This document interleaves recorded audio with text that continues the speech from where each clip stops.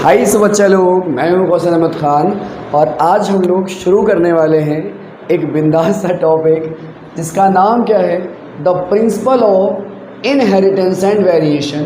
मतलब आसान शब्दों में आप कह सकते हो इसको क्या, जेनेटिक्स। क्या कह सकते हो, जेनेटिक्स। जल्दी से इसको शुरू करते हैं बिना किसी डीले के।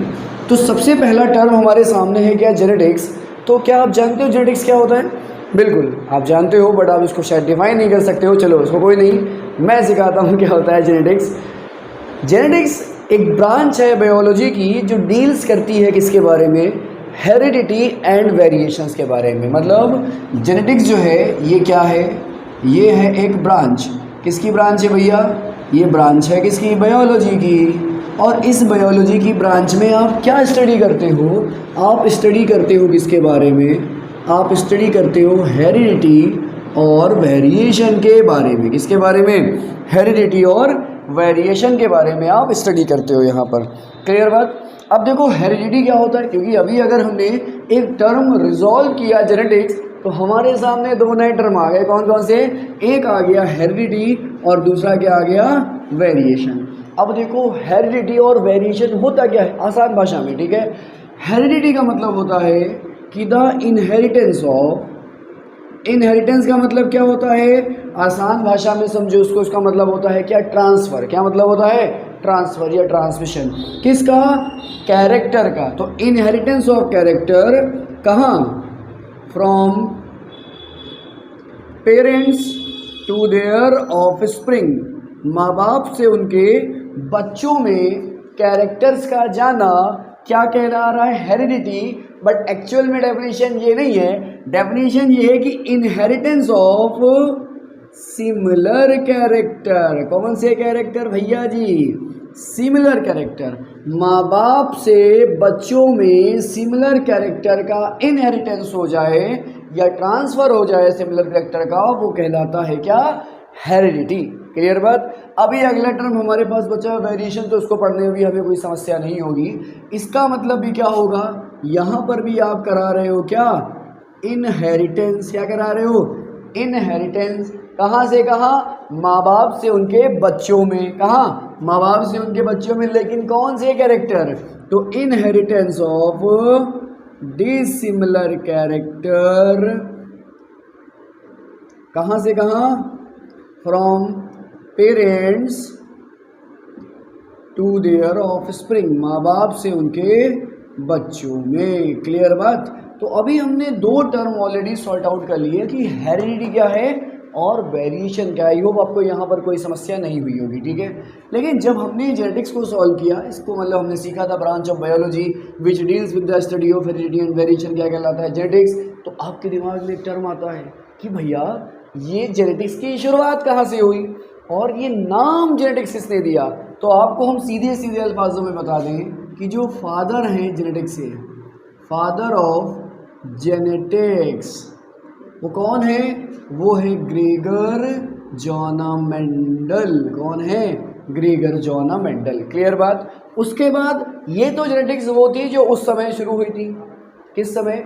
जब मेंडल ने एक्सपेरिमेंट करना शुरू किया। कब किया? लगभग 1856 से इन्होंने एक्सपेरिमेंट करना शुरू किया, स्टडी करना शुरू किया। लेकिन अभी धीरे धीरे ये मॉडिफाई होती गई, मॉडिफाई होती गई।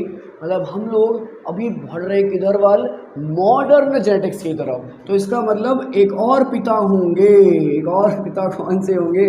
सारे पिताजी जी हैं यहाँ पर। फादर ऑफ मॉडर्न जेनेटिक्स कौन है?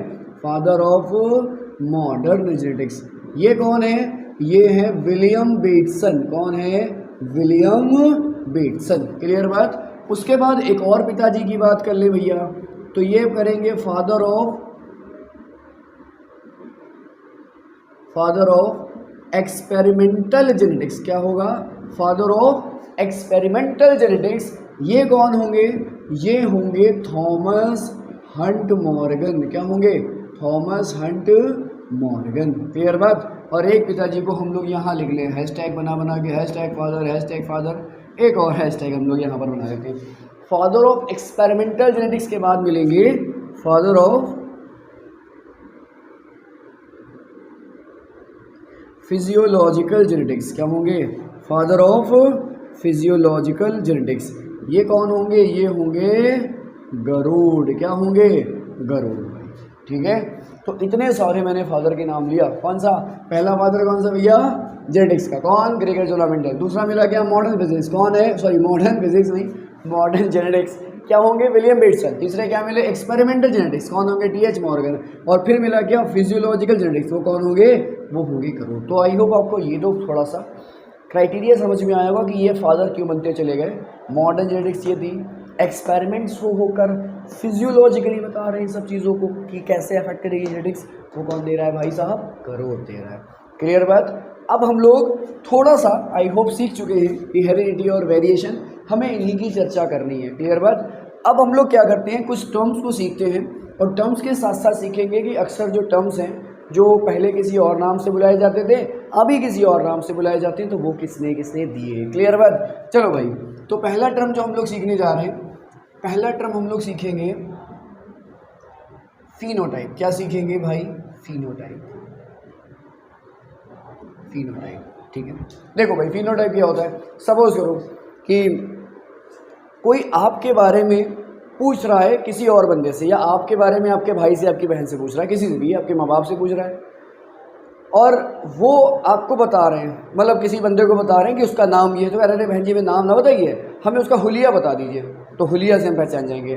तो वो बताएंगे कि वो हाइट में लंबा है, या चश्मा लगाता है, या बाल ऐसे हैं या वैसे हैं, ऐसे कपड़े पहनता है, ऐसी आवाज़ है उसकी, ये वो बायोलॉजी पढ़ाता है। तो ये क्या, ये सब क्या है? ये सब मेरे फिजिकल अपीयरेंस है कि हम बाहर से कैसे दिखते हैं, हमारा बिहेवियर कैसा है।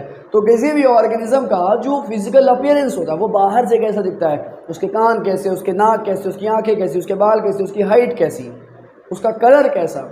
ठीक है, तो ये सब क्या होता है? उस पर्टिकुलर ऑर्गेनिज्म का फिजिकल अपीयरेंस है।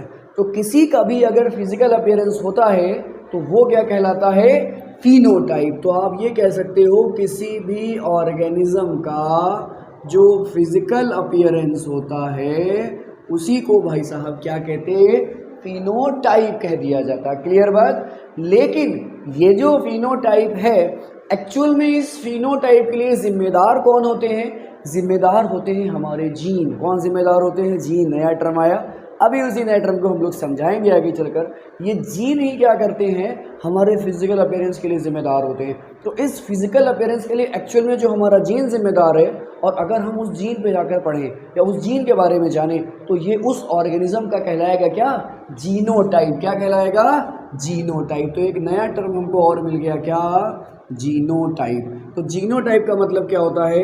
किसी भी ऑर्गेनिज्म का जेनेटिक मेकअप। क्या? जेनेटिक मेकअप, या ये कह दो किसी भी ऑर्गेनिज्म का जो जेनेटिक कॉन्फ़िगरेशन होता है। क्या होता है? किसी भी ऑर्गेनिज्म का जेनेटिक कॉन्फ़िगरेशन क्या कहलाता? उसका जीनोटाइप कहलाता है। क्लियर बात? इसकी चर्चा हम लोग बार बार करेंगे। What is genotype, what is phenotype, ratio क्या आ रहा है जीनोटाइप, रेशियो क्या आ रहा है फिनोटाइप। क्लियर बात? फिर आपसे एक चीज़ बता दें कि जो टर्म जीनोटाइप और फिनोटाइप है, ये दिया कितने हैं? ये टर्म उसी ने दिया है जिसने टर्म जीन दिया है। इसकी बात हम लोग बाद में करेंगे जब हम लोग जीन के बारे में पढ़ रहे होंगे। क्लियर बात? चलो इसको थोड़ा सा हटा, अब हम लोग टर्म देखने वाले हैं। क्या अब टर्म देखेंगे हम लोग? जीन। देखो आ गया भाई जीन। जीन क्या होता है? एक्चुअल में जो जीन है बोलते हैं क्या, टेक्निकली देखा जाए तो डीएनए का वो छोटा फ्रेगमेंट, या डीएनए का वो छोटा टुकड़ा जो किसी कैरेक्टर को कंट्रोल करने के लिए रिस्पॉन्सिबल हो, वो क्या कहलाता है? जीन कहलाता। जैसे कि अगर हम कह दें कि भाई साहब ये है डीएनए, क्या है?